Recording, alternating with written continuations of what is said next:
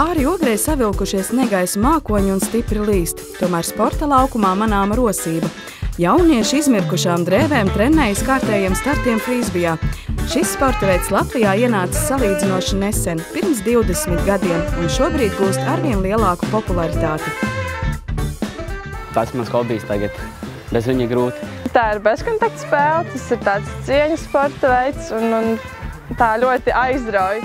Sāka varbūt no malas izstāst, ka tur nav baigi interesanti, bet beigās, kad sāc pats spēlēt, tad tāds azartiņš rodas. Skriešana, tas, ka daudz fiziskais vajadzīgs ir, un tas, ka tas nav tik tā, vienkārši aiziet paskraidīt, ir jādomā līdzi, ko tu dari. Frīzbijs nav vien šķīvīšu mētāšana laukumā, tas ir komandas sports. Jābūt ātram, izveicīgam, ar cieņu jāizturas pret pretinieku. Latvijā šobrīd ir vairākas sieviešu, vīriešu un junioru komandas, kuras cenšas sasniegt visaugstākos mērķus. Taču, lai to izdarītu, ir jāstartē ārpus valsts. To saprata Ģirds Betmanis. Ir jādodas uz Eiropas pludmales čempionātu, kā arī Eiropas čempionātu junioriem. Pateicoties Ģirtam, mēs arī dabūjām finansējumu. Ģirds frīzbiju spēlē jau 13 gadus un ļoti cer šogad Latviju pārstāvēt pasaules čempionātā. Jātiek pirmajā 20-niekā sportists ir pārliecināts. Savu projektu Labie darbi LV konkursam pērn rakstījis un jūtis iekšējo izaugsmi.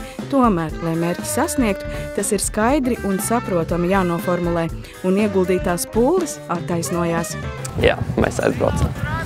Šī ir ļoti lieliska izdevība redzēt, kā frīzbijs ir attīstījies citās Eiropas valstīs, mācīties varbūt no tiem labākajiem spēlētājiem. Sieviešu izlase ieguva 5. vai 6. vietu, kas ir augstākais sasniegums Latvijas sieviešu izlašu vēsturē. Tev ir tāds bišķi patriotisks jūtas, ka jāuzvar, vismaz jācenšās uzvarēt, un tāds lielāks cīņas spērs. Ar ko es lepojos? Ar to, ka Latvija kā tāda, kā maza valsts var aizbraukt uz lielajiem čempionātiem un arī iegūt daudz maz atzīstamus rezultātus, jo pēc Eiropas pludmales čempionāta sieviešu komandas izcīnītās augstās 5. vai 6. vietas. Ļoti daudz Eiropas lielās frīzbiju lielvalstis jau zina, kas ir Latvija, un jau rēķinās kā ar nopietniem pretiniekiem, nevis ar kārtējo jauno valsti, kas ir nesen sākusi spēlēt. Tam mēs ieguvām ļoti labu pieredzi. Sapratu, kas ir īsti frīzbijs, tiešām pēc viņa man vienkārši vairāk un vairāk patīk viņš.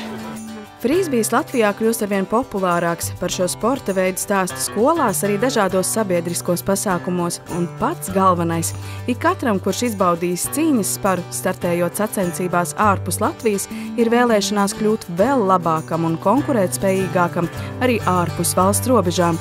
Tas, kad esmu ticis izlasē, pagājušajā gadu tiku, ir kā patriotismu uzreiz uzdzen uz augšu, protams, patīkam aizbraukt uz Vāciju, uzvilkt Latvijas izlases maiku un apzinoties to, ka spēlē zem Latvijas karoga. Tas jau vien ir ļoti liels gods. Jaunieši par iespēju pārstāvēt savu valsti Eiropas mēroga sacensībās ir ļoti pateicīgi Ģirta uzņēmībai. Pateicoties viņa mērķtiecībai un ticībai, tika saņemts finansējums SMS Kredit LV projektu konkursā Labie darbi LV, un komandas piepildīja sapni piedalīties starptautiska mēroga sacensībās.